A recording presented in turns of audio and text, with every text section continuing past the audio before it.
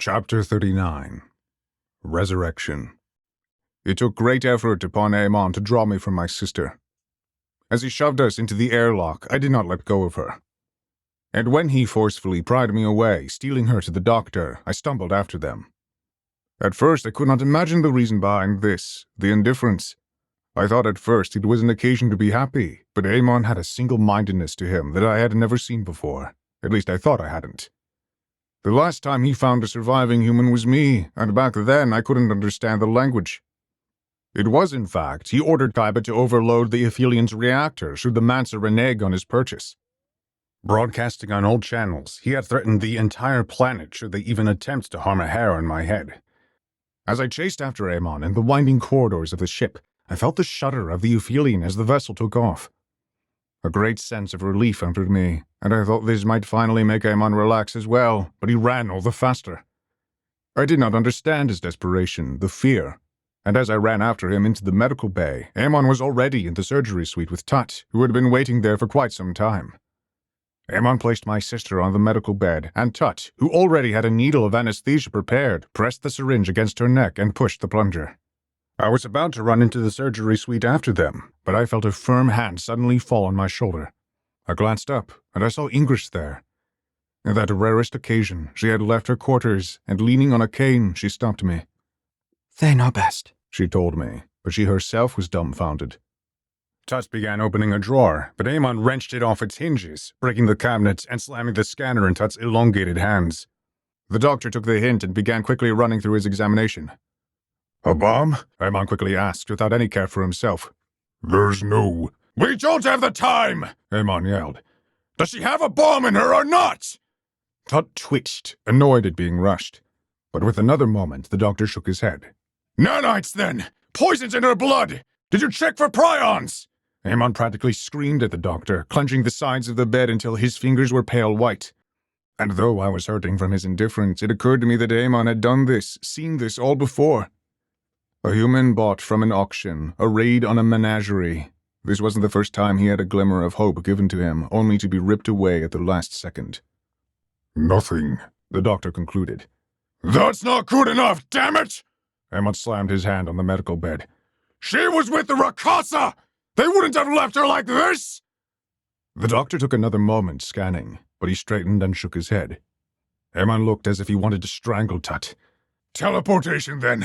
Molecular disassembly, retrovirus, plasma detonators.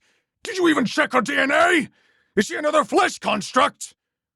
Tut snapped the scanner shut. "You think I am a simple doctor? You insult me. My species touch the fabric of the stars. I know every element and molecule that comprises your feeble bodies.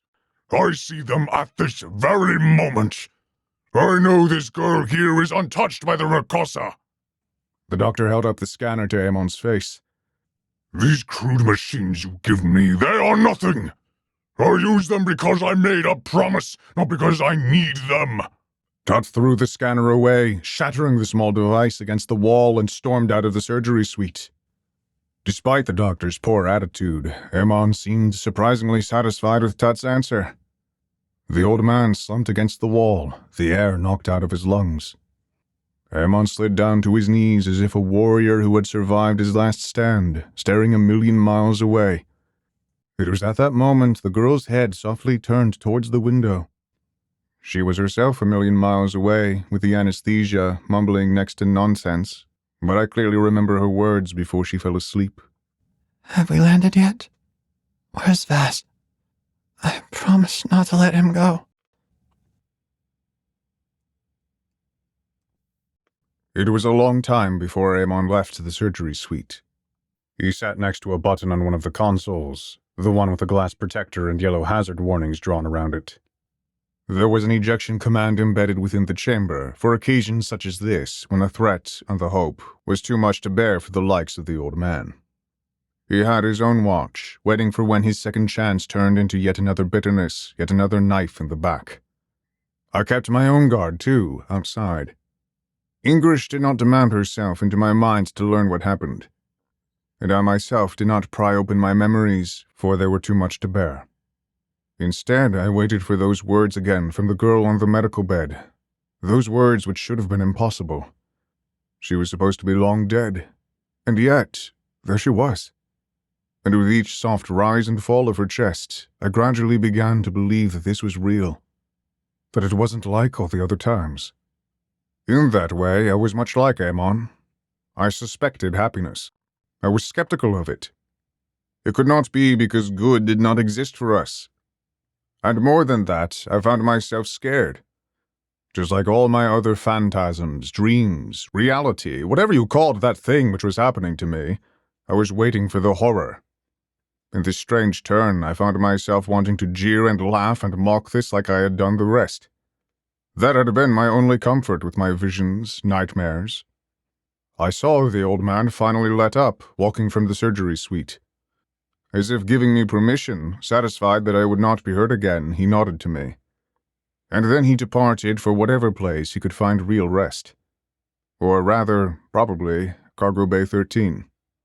Rushing into the suite, I slammed my fist on the door control, and then I was in the room with her. Above were the 1,000 surgical instruments Tut used on his patients, and it seemed wrong they should ever touch a hair on her head. With what little strength I had left, I pulled my sister away from the bed and into the far corner of the room. Holding her in my arms, it felt wrong that I should have ever had this reprieve. I waited for the universe to do what it always did, turn this good fortune into yet another tragedy. But it didn't, and I was only left with the miracle, wondering why this, of all things, had been a kindness. For the first time, I allowed myself to look at her face as if she was real. She had midnight hair, like I did, which fell in strands at her shoulders. She had a thin, round face, like a pearl with a button nose. She was remarkably similar to the woman the Zurak Queen showed me. I saw all the similarities in her features to mine, and as I carefully counted each one, the fear that there had been some kind of mistake, though I knew not whose, subsided. I had seen before she had those deep blue eyes speckled with amber, the eyes that I had lost. She had the same furtive draw around her cheekbones, a trait I had long explained with malnourishment, but now I saw it had an entirely different origin. She had the same narrow jaw, the same pull at her ears, the likeness of Call, those sprite-like traits English taught which had supposedly belonged to my ancestry. About my height, just a little shorter, I saw so much of what was family which before I thought had been a chance mistake. And although I had never seen her smile, I knew faint tugging of what I clumsily called dents, dimples. I stared at myself so many times in the mirror, counting those imperfections. I had not paid any attention to them before, and so much of what I thought were the scars of the Zurak surgeries proved to have so much more a mundane and far better explanation. I had never believed Tut when he said the Zurak's work had been small. But now I had my proof. And with that, I fell asleep, too tired to do anything else.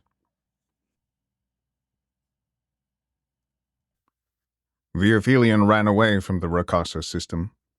Defense systems roared, patrols chased after the ship, but it was already too late. As I had come to learn, the gamble had already been lost. Defeat had been snatched from the jaws of victory. It was never meant that anyone should have departed far from that museum. And rightfully, no one should have. Had Riker come as a slaver and not as a rescuer, he would have died of guilt. Had Amon arrived as merchandise and not a free man, he would have died of vengeance. Instead, it was the curator, who knew better and yet somehow underestimated everything, who died at the Zero Sword. I remember in my waking moments the unrestful sleep. I saw the pirate lord, the forsaken daughter, even the untreated physician as they stood behind that reinforced glass of the surgery suite. I hugged my sister all the same. And then came Ingrish once again, the cane supporting her feeble frame. She left the medical bay smiling, returning to her quarters without once speaking another word. In the passing age that is a single night's sleep, I thought about all that I had seen and heard. The encounter with the strange silver alien did not sit well with me. And especially I was afraid of what it meant, that my visions were real. That everything I had laughed and mocked and played with had actually been somehow real. But it still didn't make sense how the robot's sword passed harmlessly through me in my last vision. Perhaps, and I do not know how this thing came over me, that it had been a dream, somehow pulled into real life. And speaking as the man from the other end of history, I think that is how we would all like to come back. I've seen so many attempts at resurrections. Tut's was the first, before Sanctuary fell, but his was far from the last. I watched aliens upload their minds into computers, brain activity re-stimulated from dead neurons, genetic clones with implant memories, the list goes on and on.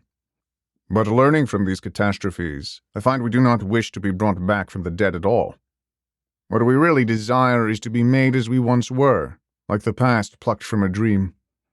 And as what the Zurak realized, that no one can do this, unless they can create everything as it once was.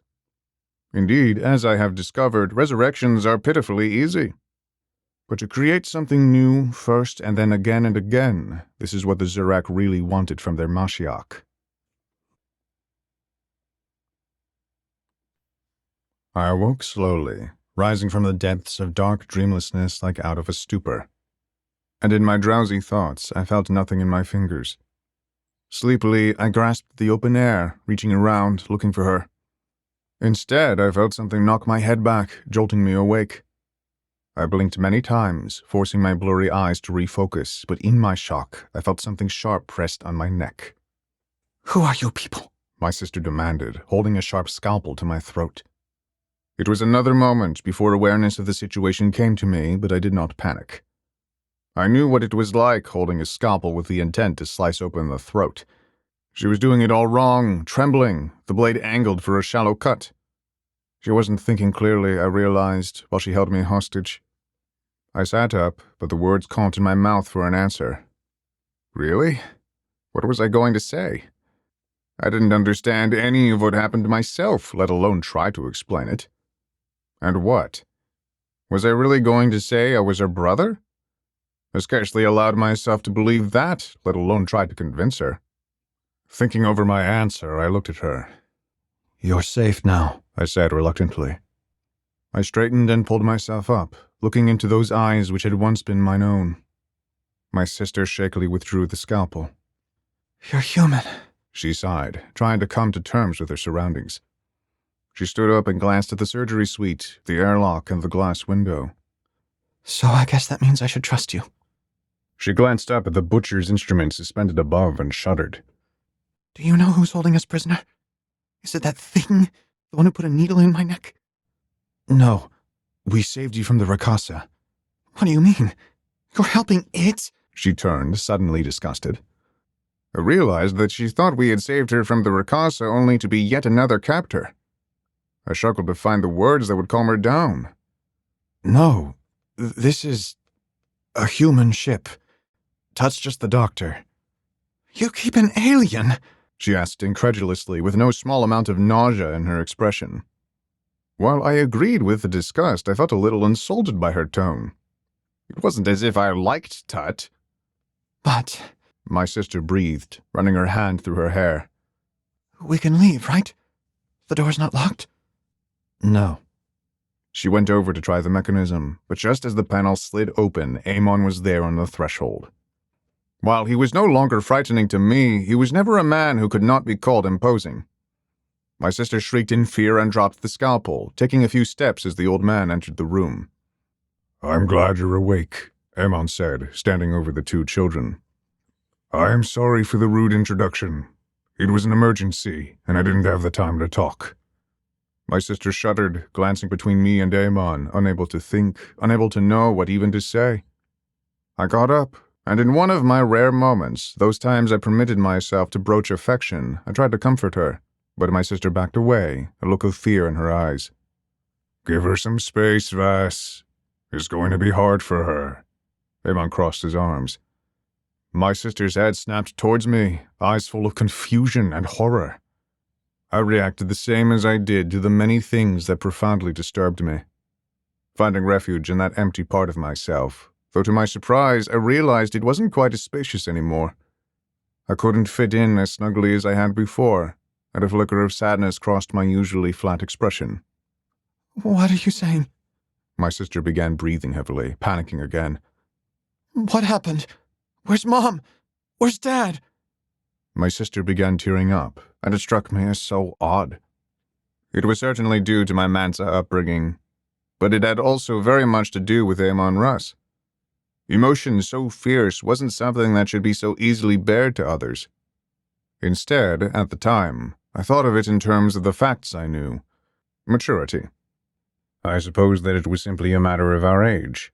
Me being 21 and her 18, at least that's what she looked like. We can only hold ourselves as adults to a limit. It was quite noted among many alien species that they would have thought they were speaking with adults if not for our obviously childlike bodies. Indeed, we would have been adults if we were of the original race. Instead, we were scarcely entering pubescence. I kept my distance, unable to comfort her and knowing and fearing I would only make it worse if I tried. Amon, more versed in these things, knelt and put a hand on my sister's shoulder. "You're safe now. That's all that matters." My sister gulped as she fought to hold back from bawling. She shakily glanced at me with utter suspicion and dread, and it broke my heart. But I remained silent. "We can get you some food. Would you like that?" Amon asked gently. She hesitantly nodded. Amon stood and patted her on the back. "The mess hall isn't far. Come on. Tell me, what's your name?" I do not know why I held my breath. Even now, I was expecting that this would betray me too, that she would say some other name than the one she had. But there was only one name, the one that I saw in the inventory, the name that belonged to my only sister. Leia,